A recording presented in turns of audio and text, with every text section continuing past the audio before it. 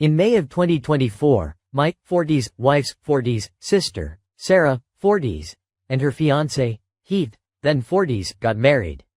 They'd been together for 8 years, and in that time, Heath had become the father Sarah's daughter, Kate, 16, had always deserved. A few weeks after the wedding, he formally adopted Kate. Heath was the kind of man who you couldn't help but love. Funny, genuine, hard-working, always the first to offer help, always the last one to leave a party because he stayed to clean up. He always looked for an excuse to get the family together, to fire up his grills and break out the bourbon. The last time he did it was his 50th birthday. A month later, almost to the day, he suffered a massive heart attack and died. I stood with him as groomsman, as did our younger brother-in-law, 30s, and a good friend of Heath's. 6 months later, in the same church, we were his pallbearers. To say our family was, and still is, devastated is an understatement. Our side of the family is a close-knit bunch. We tend to drop the in-law title. My brothers-in-law are my brothers, my wife's sisters are my sisters, and their parents see the three of us as their sons. We genuinely look forward to spending time with one another, and when Heath came on the scene, he quickly became the heart of the family.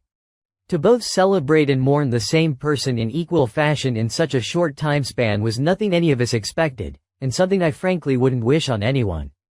Heath was meticulous in a lot of ways, but the only plan he didn't have in place was where he wanted to be buried. A few weeks before he passed, he and our mother-in-law, Jackie, 70s, talked about final plans, just conversation. No one knew anything was wrong at the time. She had mentioned wanting to be buried in a family plot with her grandparents and her parents. She said that after she and my father-in-law, Mitch, 70s, passed, there would be 2 to 4 spaces available as most of her cousins had made other arrangements. Heath said he liked the thought of resting beside them. Cut to November of 2024, Heath was gone. Plans had to be made quickly, and space was available. He died on a Saturday. We buried him the following Friday. On Monday, Jackie received a phone call from one of her cousins, Bertha, 60s, not to offer condolences but to ask, "How could you bury that stranger next to Grandma?" The conversation was mostly one-sided. Bertha went on and on about how wrong it was that this man was buried next to their grandmother, that she'd visited the town hall to see what could be done. Jackie's only response was, "Bertha, he was my son. We just buried him. We didn't know what else to do." Mitch told us he'd never seen her so angry in 45+ years of marriage. They decided it best not to tell Sarah just yet. She didn't need the stress on top of mourning. A few days passed. Jackie got call from Charlotte, 70s, another cousin's wife. Charlotte went on to tell Jackie that Bertha and her sister had obtained a lawyer and were going to attempt to sue Sarah for Heath's removal. It was at this point that Mitch and Jackie decided to go to Sarah and Kate's house and tell them what was going on. Sarah was understandably angry, confused, and hurt. She owned the plot that Heath was buried in and the plot beside it, so legally she was fine. But beyond that, how can someone who calls themselves family do this? One of the last people to hear the news was my wife. Not because they didn't want her to know, but because she's a firm believer in going full scorched earth when someone screws with the people she loves. They wanted advice. There needs to be a bit of context added for the next part. Before Jackie's grandparents died, they set aside a 12-plot space in the local cemetery to accommodate the needs of their kids and grandkids. A good bit of forward thinking, as Jackie's mother was one of 5 daughters. As fate would have it, the only one of the 5 daughters who was buried there was Jackie's mother, in addition to her father and her cousin. So, of the 12 plots, only 5 were in use at the time. Each of the 5 sisters also inherited a bit of farmland, and each built houses close by. Their children, Jackie and Bertha's generation, grew up close to each other, and so a few of them stuck around and built homes to raise their children as well. My wife and Sarah's generation. Jackie and her brother inherited some land from their mother, which they rented out to be farmed. Next to it is Bertha and her twin sister's land. Both are accessed by the same path, the only access to Bertha's land. By the way, roadside access is owned by the state. The path itself is owned entirely by Jackie and her brother. I'll spare the details of my wife's reaction, but suffice it to say, at the end of the conversation she had suggested moving Heath, moving her grandparents, and establishing a family cemetery elsewhere. If they want it, they can fucking choke on it, was what my wife said. This wasn't contrition, it was a fuck you, and my in-laws approved. The legality of it all, and realized a little later, was that the majority of the remaining plots would become entirely unusable. Moving Heath and Jackie's parents would create 3 empty plots, Sarah's plot would be a 4th, Mitch and Jackie's would make 6 spaces total, all owned by our family.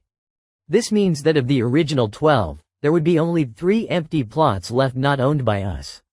In the interim, another family member passed and was buried there. 2 unclaimed plots of 12 with 6 sitting empty and can't be used. To some, that would be enough. To my wife, a woman who thinks burning bridges give off a lovely glow, this was only the appetizer to a meal that will take years to finish, more on that in a moment. We set aside space on the family's farmland to lay Heath and Jackie's parents to rest back in January of this year. It's quiet there, set against tall pines with open fields leading up to it. It's a good spot, and with plenty of room for those of us who want it to be our place of rest. The only issue is that the path to access it is pretty far away. At my wife's suggestion, when planting season starts, Jackie and her brother will ask the people who rent the land to disc over the path and establish a new one closer to the cemetery. By the way, as mentioned above, this is the only access to Bertha's land. We haven't told her, and we're not planning on it. The whole frontage of her land is covered in trees. Hopefully she finds out before the folks who farm it show up to start planting for the season.